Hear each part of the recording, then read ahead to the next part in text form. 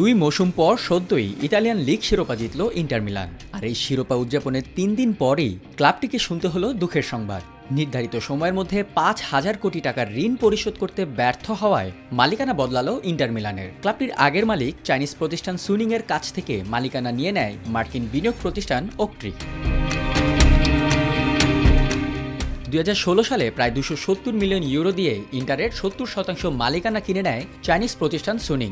এটি মূলত e commerce farm আলিবাবার একটি অংশ। ২০২১ সালে করোনাকালীন সময়ে ভীষণ আর্থিক সংকটে ভুগে ক্লাবটি।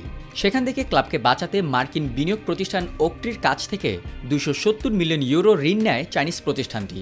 বছরে ১২% সুদে ৩ বছরের জন্য এই ঋণ নেয় সুনিং। ২০২৪-এ এই ঋণ ২৭০ মিলিয়ন থেকে সুদসহ ৩৯৫ মিলিয়ন ইউরোতে গিয়ে দাঁড়ায়, যা বাংলাদেশি মুদ্রায় প্রায় ৫,০০০ কোটি টাকা। ৩ বছরের চুক্তির এই ঋণ পরিশোধের মেয়াদ ছিল ২০২৪-এর ২১ মে পর্যন্ত।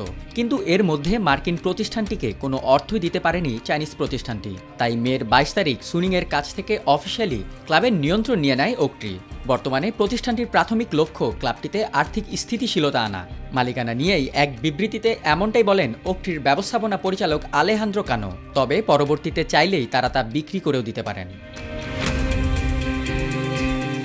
তবে এর আগে প্রায় ১.৫ বছর ধরে ক্লাব বিক্রির জন্য বায়ার খুঁজছিল পূর্বের মালিক সুনিং।